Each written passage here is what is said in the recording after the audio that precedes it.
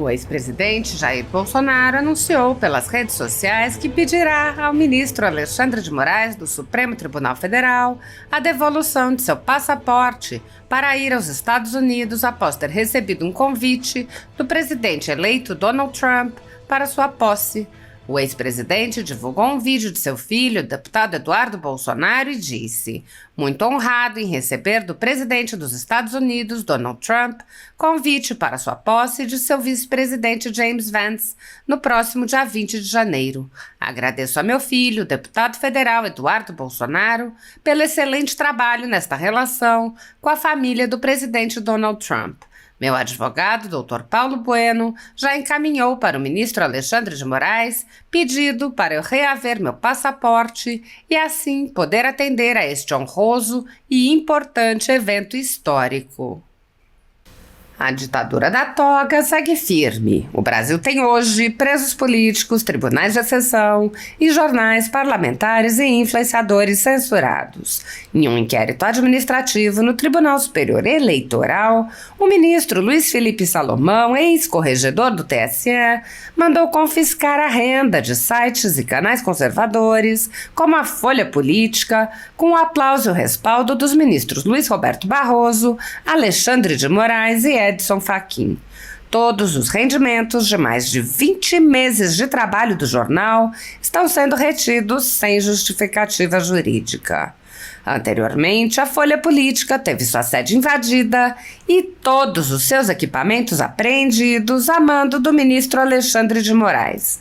Mesmo assim, a equipe continuou trabalhando como sempre, de domingo a domingo, dia ou noite, para trazer informação sobre os três poderes e romper a espiral do silêncio imposta pela velha imprensa, levando informação de qualidade para todos os cidadãos e defendendo os valores, as pessoas e os fatos excluídos pelo mainstream, como o conservadorismo e as propostas de cidadãos e políticos de direita.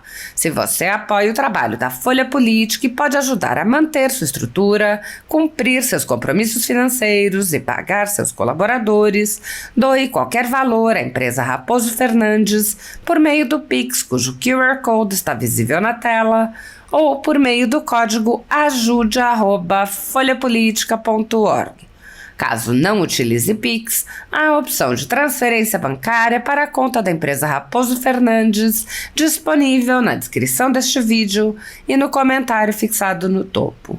Há mais de 10 anos, a Folha Política vem mostrando fatos da política brasileira, cobrindo eventos dos três poderes e dando voz a pessoas que o cartel midiático do país não quer mostrar.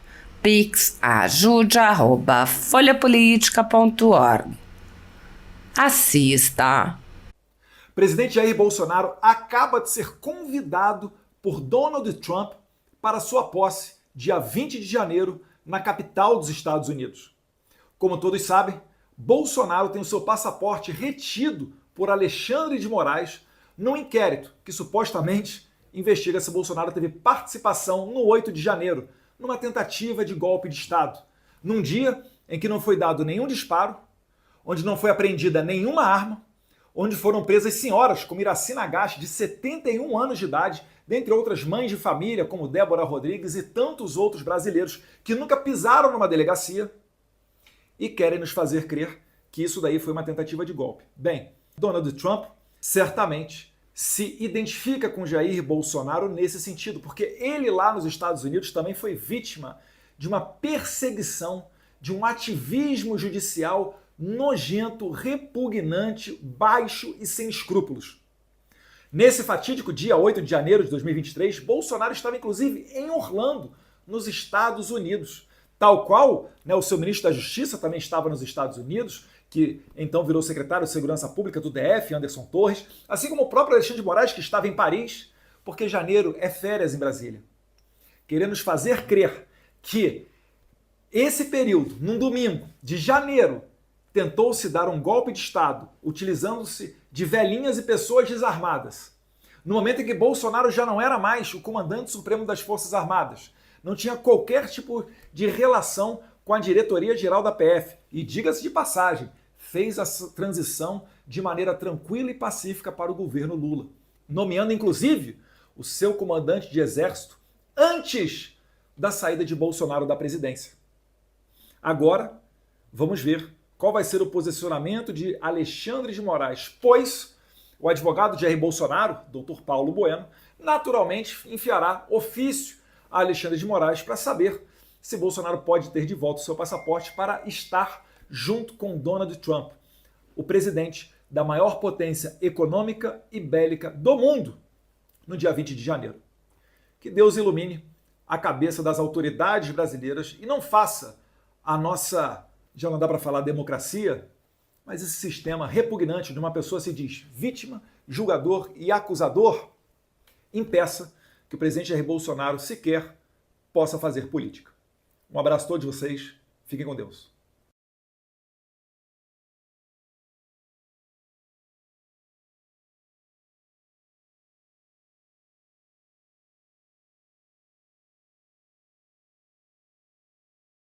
Buenas noches, boa noite para todos. É uma honra para mim estar aqui nessa palestra com meu amigo, o professor Marcelo Suano, que eu conheci pela mídia.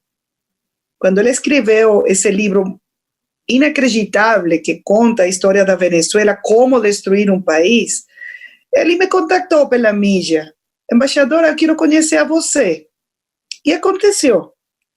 Então, eu escrevi a contraportada desse seu livro. Isso foi maravilhoso, porque foi uma reunião muito boa. Eu lembro sempre que foi uma reunião de uma pessoa que eu não conhecia e que conhece muito bem o que está acontecendo no meu país. Também é uma honra para mim falar com o Lucas. Lucas escreve muito de Venezuela e conhece muito bem a situação. Então, eles conhecem tanto bem a Venezuela que eu só aqui vou fazer uns comentários, porque eles conhecem muito bem a situação. E, por supuesto, eu quero cumprimentar ao ministro Roberto, porque a FUNAG abriu as portas para mim, não como a embaixadora, sino como a professora Maria Teresa Velanda, que eu sou. E eu agradeço muito, porque quando você é professor toda a sua vida, isso não muda. Então, para mim é uma honra que a FUNAG hoje haya feito este convite para falar sobre como destruir um país. Então, eu quero começar dizendo que como você pode destruir um país? Um país petroleiro, um país que foi o país mais rico da América Latina, que tem as maiores reservas de petróleo do mundo. Como que aconteceu que a Venezuela hoje tem 5,5 milhões de venezuelanos que tiveram que fugir porque estão morrendo de fome? Como é que 5 milhões de venezuelanos tiveram que cruzar a fronteira a pé? Só para colocar uma dimensão, a migração nossa nesse momento tem a mesma população que muitos países. Venezuelanos que caminaram uma distância que é desde Berlim hasta Madrid, buscando uma boa vida. Aqui em Brasil, temos 300 mil venezuelanos, de los quais 280 mil cruzaram a fronteira a pé, com a roupa que tinham posta e uma mala. Então, como destruir um país? O primeiro, quando as pessoas elegem nas eleições a uma pessoa que não tem capacitação para ser presidente. A destruição da Venezuela não começou com Maduro. A destruição da Venezuela começou com Chávez. Quando ele foi elegido no ano 1998, a Venezuela produzia 3.200.000 barriles de petróleo por dia. 3.200.000 barriles de petróleo por dia. Então, chega à presidência um homem que não tem educação, um homem que tem ressentimento social, um homem com desejos de vingança, que fez um golpe de Estado no ano 1992, que foi à prisão, e quando saiu de prisão, eu me vou a vingar. Isso foi o fato, eu me vou a vingar. E como aconteceu? Ele destruiu nosso país. Então, a primeira coisa é, se você quer destruir seu país, tem que eleger uma pessoa com as características que tive Chávez. E depois votar por um sucessor que é pior que Chávez. A segunda coisa que aconteceu foi que nessa quantidade de dinheiro, só pode imaginar, saca uma conta. 2003, 2013, o barril de petróleo, $110, $120 por barril. Se você tem 3.200.000 barriles, é uma conta fácil. Imagina quanto dinheiro entrou nas contas da Venezuela. Você pode acreditar que hoje Venezuela não tem energia elétrica, não tem água, não tem comida. A gente está morrendo de fome. Com essa quantidade de dinheiro que ingressou às contas do governo venezuelano, o que fez o Chávez? A primeira coisa que fez foi expropriar as terras produtivas. O primeiro que aconteceu, as melhores fazendas, as melhores, as mais produtivas, não, agora não são de seus donos, são de nosso governo. Vamos expropriar. Nessas terras que os produtores eram produtores de bem, produziam milho, farinha, arroz, feijão, bananas, frutas. Tudo isso acabou. Porque eles expropriaram as terras para dividir as terras entre as pessoas e ninguém fez um investimento, ninguém fez um mantenimento, ninguém fez uma capacitação para as novas pessoas. Então, essas terras foram arrasadas. A segunda coisa que ele fez foi despedir, votar, sair de 20.000 empregados da indústria petroleira. Isso aconteceu no ano 2002. Um dia, ele decidiu sair de 20.000 profissionais, engenheiros petroleiros, geologistas, pessoas que tinham toda a sua vida fazendo um trabalho maravilhoso, porque a Venezuela foi a segunda indústria petroleira mais importante no mundo. Então, se você quer destruir uma indústria petroleira, o primeiro que tem que fazer é sair das pessoas profissionais e colocar nesses postos amigos ideológicos, pessoas do partido político do presidente que não têm capacitação para fazer o que a indústria petroleira faz, que é produzir petróleo. Essa foi a segunda coisa que ele fez, expropriar as terras produtivas, colocar pessoas sem capacitação na indústria petroleira e começar a fazer convênios com governos não democráticos. O primeiro que tem que chamar a atenção de vocês é que no ano 2001, Chávez visitou Saddam Hussein no meio das sanções contra Saddam Hussein pela guerra do Iraque. E ele foi a fazer acordos com ele, com o governo iraniano, com o governo de Coreia do Norte, com Cuba, com governos não democráticos. Então, tem uma terceira opção, como destruir um país, fazer convênio com governos não democráticos. A quarta coisa que ele fez foi entregar nossa soberania, nossas forças armadas, nossa inteligência e nossa companhia para fazer documentos, identificação aos cubanos. Chávez fez um convênio com Cuba e ele entregou tudo o que é nossa identificação, registros, cartórios.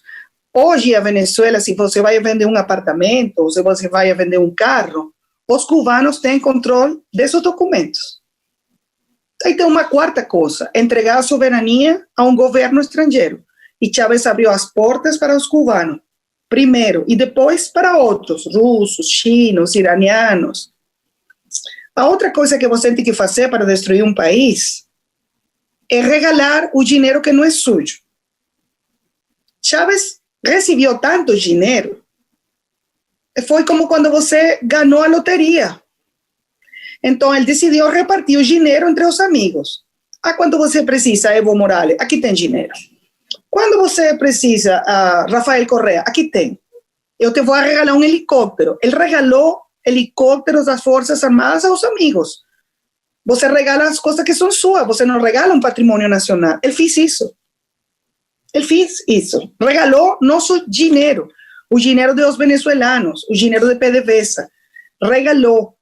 E também fez uma estrutura burocrática de corrupção para beneficiar as pessoas que trabalhavam com ele, que isso foi CADIV, Comissão de Administração de Divisas. Se você precisava importar uma caneta, você precisava importar um quaderno, um livro, um carro, você tinha que passar por uma empresa administrada pelo governo e ele decidia, você tem dólares ou você não tem. Aí ocorreu o maior acto de corrupção de nossa história. Outra coisa que você tem que fazer para destruir o país é administrar mal. E eles administraram muito mal os recursos porque eles regalaram, donaram e se corromperam. A outra coisa que você tem que fazer, o que ocorreu na Venezuela, foi transformar as Forças Armadas. Nossas Forças Armadas, no passado, foram Forças Armadas profissionais, formadas em democracia, subordinadas ao poder civil. O que aconteceu? Chávez mudou tudo isso, transformou a estrutura das Forças Armadas e cambiou a doutrina de emprego das Forças Armadas, de Forças Armadas profissionais a Forças Armadas revolucionárias. Agora, sua lealdade não é com a nação, sua lealdade é comigo, com o líder da revolução. Quando você tem todos esses elementos e também tem um controle total das instituições, Chávez teve controle do Tribunal Supremo de Justiça, da Assembleia Nacional, da Contraloria, Procuradoria, Direitos Humanos.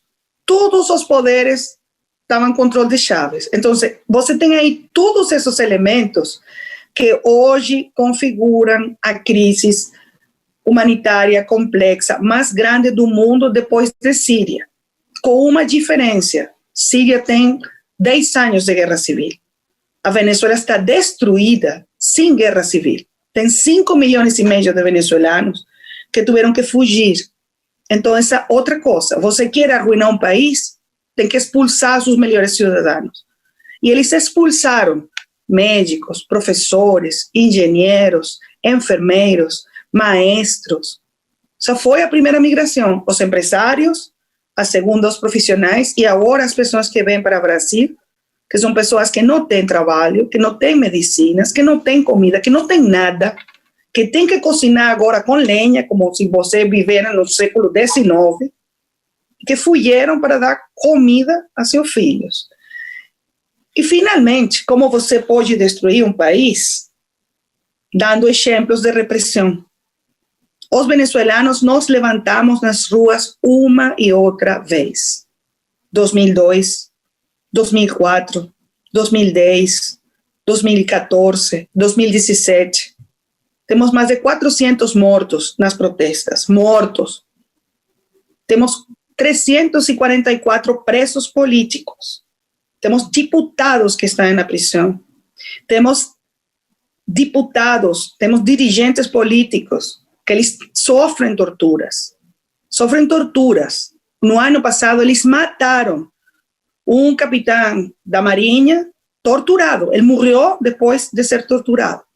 Então, assim você destrui um país. Quando você não tem respeito por as instituições, quando você não respeita a democracia, quando você não respeita a opinião dissidente, quando você coloca as pessoas na cárcel, na prisão, tortura, censura, reprime, acaba com a prensa livre, acaba com a propriedade privada, acaba com o investimento e expulsa os melhores cidadãos do seu país, você tem um país que está destruído, como está meu país agora. Então, o que eu posso falar é um chamado de alarma pela região. Tem que cuidar sua democracia. Quando os cidadãos não cuidam da democracia, acontece o que aconteceu na Venezuela. Isso que eu posso falar com vocês. Eu vou deixar hasta aqui para escutar suas perguntas. Obrigada.